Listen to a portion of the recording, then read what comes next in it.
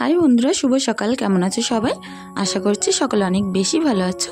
আমরাও না বেশ ভালো আছি। তো আজকে সকালটা শুরু করছি সকাল 7টা থেকে। যেহেতু আজ আমার দোকানে যাওয়ার নেই, সেহেতু কিন্তু একটু দেরি করেই আমি কাজগুলো করতে পারছি। দোকানে যাওয়ার থাকলে তো অনেক তাড়াহুড়ো করে কাজগুলো করে 8টার মধ্যে আমাকে দোকানে যেতে হয়। তো যাই হোক, কালকে যে ভিডিওটি দিয়েছিলাম, তো তাতে তোমরা অনেক ভালোবাসা দিয়েছো আর অনেকখানি কমেন্ট তোমরা করেছো, অনেক কিছু আমার কাছ থেকে তোমরা কালকে কিন্তু জানতে চেয়েছো। তো এই ভিডিওর মাঝখানে আমি উত্তরগুলো সবই দিয়ে দেবো। যাই হোক, পুরো ভিডিওটি জুড়ে পাশে থেকো। সকলের আশা করছি অনেক বেশি ভালো লাগবে। আর প্লিজ সকলে পুরো ভিডিওটি জুড়ে পাশে থেকো, তাছাড়া আর বলার কিছু নেই। দেখো, এখন কথা বলতে বলতে তো আমি বিছনাটা টান করে গুছিয়ে নিলাম। এখন যাব পাশের ঘরে। আর পাশের ঘরে এসে এখন খাটটাগুলো একটু গুছিয়ে নিচ্ছি।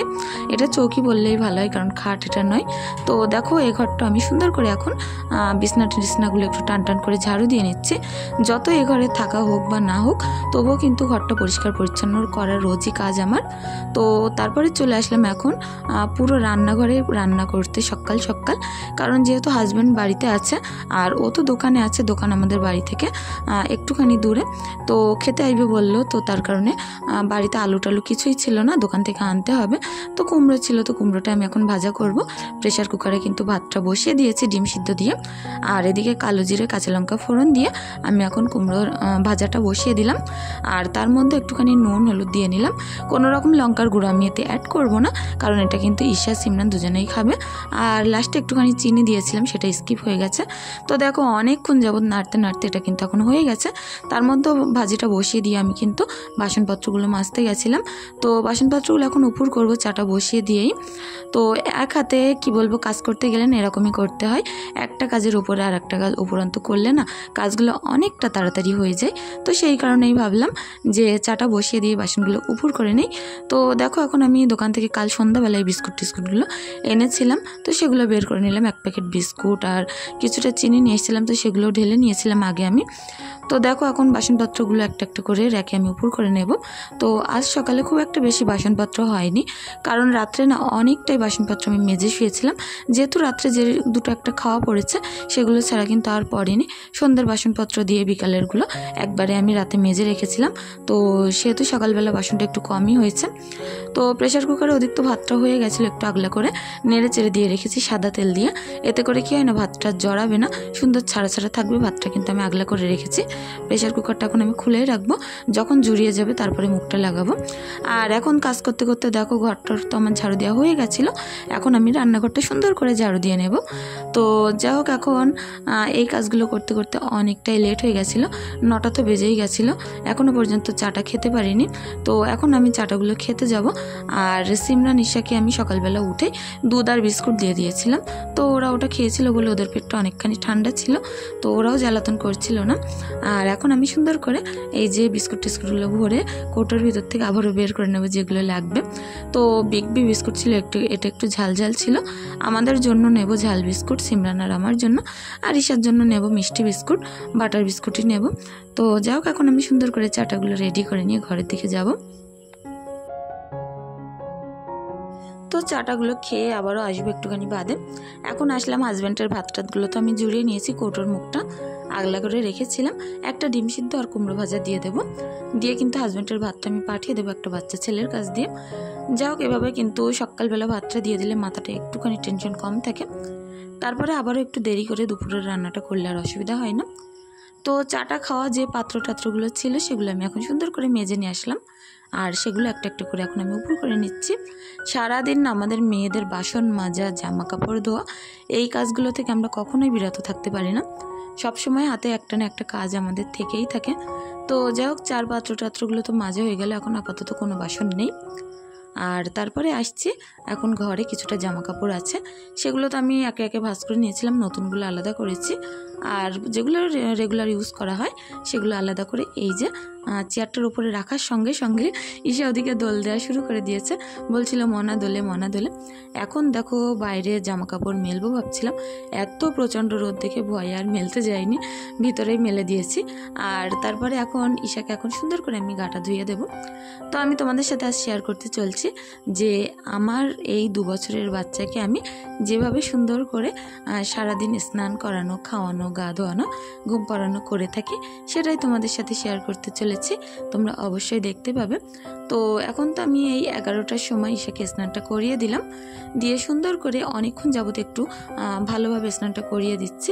আর একটুখানি গায়ে ডাব সাবান দিয়ে দিয়েছিলাম, যেহেতু এখন 2 বছর টপকে গেছে, তো সেই কারণে এখন জনসনের জিনিসপত্র মাখানো কিন্তু কমিয়ে দিয়েছি। এখন রেগুলার যেগুলো আমরা ইউজ করি সেরকম ধরনের ওর জন্য ব্যবহার করে থাকি। তো ডাব সাবানটা দিয়ে গাটা ধুয়ে এখন ঘরে নিয়ে আসলাম, গাটা মুছিয়ে সুন্দর করে দাঁড় করিয়ে দিলাম। দিয়ে ওকে এখন টিপ পরাবো, ক্রিম মাখাবো একটুখানি। এখন নিভিয়া সফট মাখিয়ে দিচ্ছি, সামান্য করে মুখে দেব আর গায়ে একটুখানি লোশন দিয়ে দেব। বাচ্চা কাচ্চারা না যতই গরম হোক শীত হোক, ওরা না অনেক ধুলোবালি নিয়ে খেলাধুলো করে, তার কারণে না গা ধোয়ানোর পরেও কিন্তু গায়ে একটা যেন শুকনো শুকনো উস্কো খুস্কো ভাব ওদের গায়ে হয়ে থাকে। ধুলোবালির একটা স্পট কিন্তু ওদের গায়ে থাকে, তো তার কারণে সেই স্পটটা দূর করার জন্যই কিন্তু এই লোশনটা মাখানো। এটা অনেকটা সফট এবং নরম, তো কোমল মতো, যার কারণে দেওয়ার সঙ্গে সঙ্গে গাটা আবারও সুন্দর সফট সফট হয়ে যায়। তো সেই কারণে আমি কিন্তু শীত গরম ভোর এই লোশনটা আমি ব্যবহার করে থাকি। তো যাই হোক, ঈশার ক্রিমটা তো মাখানো হয়ে গেছিলো, এখন কাজল দিয়ে একটা টিপ দিয়ে দেব কপালে। সাধারণত আমি অন্য সময় ছোট ছোট টিপ পরাই, আর আজ একটুখানি কালি দিয়ে বড় টিপ দিয়ে দিচ্ছি, এতে করে দেখতে বেশ ভালো লাগে বাচ্চাদেরকে। আর শুনেছি নাকি নজর লাগে না। তো যখনই আমি বাচ্চা নিয়ে বাইরে বেরোই, সকলে আমার অনেক বকাবকি করে। আমাদের গ্রামের প্রচলিত কথা যে বাচ্চাদের বড় বড় টিপ দিয়ে বাইরে বের করতে হয়। আরও 5 জন যখন বের করে আমাকেও কিন্তু সেরকমই দিতে হয়। আমি এইসব টিপ দেওয়া খুব একটা পছন্দ করি না, ছোট্ট ছোট্ট করে দিয়ে দিই। কিন্তু সকলের কথা মতন এখন আমি ঈশাকে বড় বড় টিপ কিন্তু পরিয়ে দিই মাঝে মধ্যে। তো দেখো, এখন গায়ে কিন্তু লোশন দেওয়ার পরে সুন্দর করে এখন একটু পাউডার দিয়ে নিচ্ছি গলার ভাঁজে ভাঁজে, কারণ ভাঁজে ভাঁজে পাউডার দিলে না বাচ্চাদের গলার তলা টলা একটু বেশি ভাঁজ থাকে আমি দেখেছি। তো সেখানে ঘেমে কিন্তু সিলে সিলে যাওয়া মতো ভাব হয়, মনে হয় যেন কেটে কেটে যাওয়ার মতো হয়েছে। এখন ঈশাকে ভাত দিয়ে দিলাম, এখন কিন্তু বাজে পুরো কারেক্ট 12টা। সকালে ওকে আমি তো নাস্তা পানি দিই, তো এক দিন এক এক রকম খাবার আমি ওকে দিয়ে থাকি। কোনো দিন বাটার টোস্ট দিই, কোনো দিন দুধ আর মুড়ি দিই। তো এখন গরমের সময় কিন্তু একটু শরবত মাস্ট আমি ওকে দিয়ে থাকি, যেটা আমি বাড়িতেই তৈরি করি। লেবু, চিনি আর সামান্য একটুখানি নুন দিয়ে কিন্তু ওকে একটা লেবু জল মতো তৈরি করে দিই। সেটা খেয়েছিল মাঝে একবার। আর এখন আমি এই যে কুমড়ো ভাজাটা দিয়ে ভাত খাইয়ে নিচ্ছি। আমি প্রত্যেক দিনই না ঈশার খাবারের চেষ্টা করি কোনো না কোনো সবজি রাখার জন্য। সেটা হতে পারে বরবটি আর কুমড়ো তো মাস্ট, আমি ওকে বেশিরভাগ কুমড়ো দিয়েই থাকি। তো সবুজ শাকসবজি দেওয়ার বেশি চেষ্টা করি। তো যাও, ঈশাকে তো খাইয়ে দিলাম, এখন না ও ঘুমে পুরো টলমল করছিল। তো গরুর দুধটা অনেকক্ষণ যাবত জাল করে নিয়েছি, মোটা একটা সর পড়েছে। তো এর থেকে আমি সরগুলো তুলে নিচ্ছি একটাই কারণ হাই প্রোটিন থাকে গরুর দুধে প্রচণ্ড পরিমাণে। তো সরগুলো তোলা থাক, তাহলে এটা একটু প্রোটিন একটু কম থাকবে। তা নয় কিন্তু বাচ্চা কাচ্চার পেটের সমস্যা হয়, পায়খানার সমস্যা হয়। তো সেই কারণেই কিন্তু আমি দুধের সরটারগুলো তুলে নিই উপর থেকে।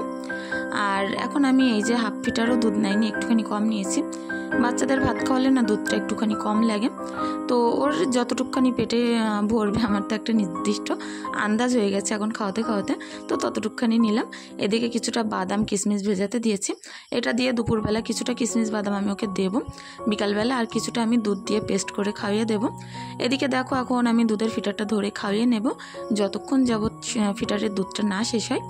তো যাও, ঈশা তো ওদিকে সুন্দর করে ঘুমাচ্ছে, আমি এদিকে চলে আসলাম রান্না করতে। তো আমি এই 2 বছরের বাচ্চা যেভাবে সারাদিন নিজের পছন্দ মতন, ওর পছন্দের মতন খাবার খাওয়ায় টাইমে, সেটাই তোমাদের সাথে শেয়ার করলাম। আর ও যে সকল খাবার না বেশি খেতে পছন্দ করে, আমি কিন্তু সেগুলোই দেওয়ার চেষ্টা করি। আর এদিকে দেখো, এখন মাছ টাছগুলো বের করে নিয়েছি ফ্রিজ থেকে, তো ধুয়ে নিয়েছিলাম সেগুলো একটু নুন হলুদ মাখিয়ে। এর ভিতরে ছিল তোরা মাছ বলে, এটা কেউ গুলে মাছও বলে। তো এই মাছ আর কিছুটা বেলে মাছ ছিল, সেগুলো আমি সুন্দর করে কড়ার মধ্যে দিয়ে ভাজা করে নিলাম। হালকা পরিমাণে ভাজলাম, কারণ আমার বেশি মাছ ভাজা খেতে আমার খুব একটা ভালো লাগে না। সবসময় দেখি আমার যেন একটু হালকা ভাজা মাছ বেশি পছন্দ। তো এদিকে পেঁয়াজ আদা রসুনের পেস্টটাও কিন্তু ওর মধ্যে দিয়ে দিলাম। একটুখানি পেঁয়াজও দিয়েছিলাম কুচি, আগে লাল লাল করে ভেজে পেঁয়াজ আদা রসুনের পেস্টটা দিলাম। তার মধ্যে আমি ডাঁটা, আলু, বেগুন এগুলো তুলে দেবো একটুখানি বাদে। তো নুন হলুদ লঙ্কার গুঁড়োটা আগে দিয়ে নেব, দিয়ে সুন্দর করে আবারও একটুখানি ভাজা করে কষিয়ে নেব সবজিটা, মশলা, তারপরে কিন্তু সবজিটা দেব। তো কালকের ভিডিওয়ে শান্তা বলেছো লাইক ডান। আর আয়েশা শেখ আমাকে বলেছো তোমার বর কত সুন্দর মাছ কাটতে পারে আপু। তো আমার তো একাই কাটতে হয়, তো কষ্ট পেও না বন্ধু, সবার কপালে সব রকম একরকম থাকে না। হয়তো আমার বর মাছ কাটতে পারে, কিন্তু তোমার বরের আরও অন্য দিক থেকে অন্য গুণ আছে। রেহেনা বলেছো খুব সুন্দর লাগলো আজকের ভিডিওটি আপু। তো মিশু বলেছো, মিশু মামুন, যে দারুণ হয়েছে আপু। আর সাবিনা বলেছো যে আপু দাদা ভাইয়ের নামটা বলবে প্লিজ। তো তোমার আমি কমেন্টে কিন্তু উত্তরটা দিয়ে দিয়েছিলাম, নামটা আমি বলেছিলাম। তুলি ব্লগ বলেছো আজকের ভিডিওটা দারুণ হয়েছে। তো আরেকজন বন্ধু আমাকে বলেছো যে মাছগুলো অনেক সুন্দর ছিল, কত সুন্দর গুছিয়ে তুমি কাজ করো। তোমার মতো আমারও দুটো ছেলে, তোমার মতো করেই আমিও কিন্তু সুন্দর করে এমন গুছিয়ে কাজ করি। আর গ্রামের পরিবেশ অনেক সুন্দর, আমিও গ্রামে থাকি। তো অনেক ধন্যবাদ বন্ধু। আর তুমি আমার কাছে আরও জানতে চেয়েছো যে আমি কি সকালের কাজকর্মগুলো গুছিয়ে আমি দোকানে যাই, তো দোকানের কাজ করে কি আবার বাড়িতে আসি। হ্যাঁ বন্ধু, আমার বাড়ি থেকে দোকানটা অনেকটা বেশি দূরে। সকালে 8টার মধ্যে আমি সংসারের কাজকর্মগুলো গুছিয়ে কিন্তু দোকানে যাই, আর তারপরে আবার বাড়িতে আসি, বাড়িতে এসে রান্নাবান্না করি। তো দুটানা এইভাবেই কিন্তু আমার কাজকর্ম করতে হয়, দোকানে অর্ধেকটা, বাড়িতে অর্ধেকটা। নুসরাত জাহান ঝিলিক বলেছো লাইক ডান আপু, পুরো ভিডিওটি জুড়ে পাশে আছি। তো যাই হোক, ওদিকে কিন্তু ঈশাকে দুপুরে একটুখানি ডাব দিয়েছিলাম, আর সন্ধ্যাবেলা ওর কাণ্ডটা দেখো, এখন কিন্তু শুয়ে শুয়ে বাটার খাচ্ছে। কার কার বাচ্চা এরকম দুষ্টুমি করে বলো। বাটারের কৌটো যে কোথায় কোথায় সেরে রাখতে হয়, আর যদি বাইরে বের করেছি ব্যাস কৌটো নিয়ে লেগে যাবে, সেটা তো আমার কাছে আর দেবেই না। তো যা হোক করে নিয়ে আসলাম, কারণ বেশি বাটার খেতে দেওয়া কিন্তু পেটের দিক থেকে অনেক বেশি ক্ষতিকর। আর ঈশার যেহেতু শরীর প্রচণ্ড করা, অনেক বেশি ওর বাথরুমের প্রবলেম হয়, তো সেই কারণে বাটার টাটার ঘিটি একটুখানি অ্যাভয়েড করে চলার চেষ্টা করি। যতটা পরিমাণ দেওয়ার দরকার ঠিক ততটা পরিমাণই দেই। আর এদিকে দেখো আমি ওর জন্য একটুখানি ব্রেড বাটার তৈরি করে নিচ্ছি। আর এটা কিন্তু শুধু ব্রেড বাটার দিলেও মোটেও খাবে না, একটুখানি সামান্য উপর থেকে চিনি ছড়িয়ে দিতে হবে। তো আমিও তাই দিলাম, অল্প সামান্য পরিমাণে এর উপরে আমি চিনি ছড়িয়ে চাটা বসিয়ে দিলাম। তো এই গরমের সময় চা খেতে কার কার ভালো লাগে, আমার না প্রচণ্ড ভালো লাগে চা খেতে। তো কি রাত কি দিন আমার দুবার তো চা খেতেই হবে, তো তার কারণে চাটা করে নিলাম। এদিকে ব্রেড টোস্ট করলাম, আর এদিকে আমার জন্য চা করলাম। তো যাই হোক, তারপরে আসছি আরও কিছুক্ষণ বাদে।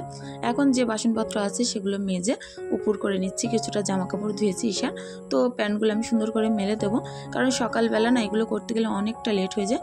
রাত্রে যতটা পারি চেষ্টা করি বেশি করে কাজগুলো করে গুছিয়ে রাখার জন্য, সকালবেলা সামান্য একটুখানি করেই যাতে দোকানে চলে যেতে পারি। তো আজকের ভিডিওটি তোমাদের কেমন লাগলো প্রতিদিনের মতো আজকেও বলছি, প্লিজ পুরো ভিডিওটি দেখার পরে তোমাদের যদি কিছু ভালো লেগে থাকে প্লিজ চ্যানেলটি সাবস্ক্রাইব করে পাশে থাকতে পারো। আর যদি বেশি কিছু ভালো লেগে থাকে অবশ্যই একটি লাইক একটি কমেন্ট করে দিয়ে যাও। তোমাদের এই এত সুন্দর কমেন্টগুলো, কালকের ভিডিও যে এত সুন্দর সুন্দর কমেন্ট পেয়েছি তাতে আমার পুরো মন ছুঁয়ে গেছে। তো লাস্টের একটা কমেন্ট আমি বলছি যে একটা বোন আমাকে কমেন্ট করেছো যে আপু তোমার ভিডিওগুলো আমি দেখি, রোজই দেখি, অনেক দিন যাবত দেখছি। আমার বরের অনেক টাকা আছে কিন্তু আমাকে সেভাবে সময় দেয় না, কিন্তু তোমার ভিডিও দেখার পর এখন আমার পুরো মন ভালো হয়ে যায়। আর তোমার মতো করে আমি অনেক কাজ করার চেষ্টা করি, কারণ তুমি অনেক কাজ করো, সেরকমই আমিও করার চেষ্টা করি।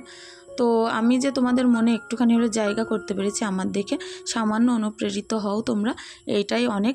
তো সকলে অনেক বেশি ভালো থেকো, সুস্থ থেকো, ধন্যবাদ। আর আমাদের জন্য একটু দোয়া করো।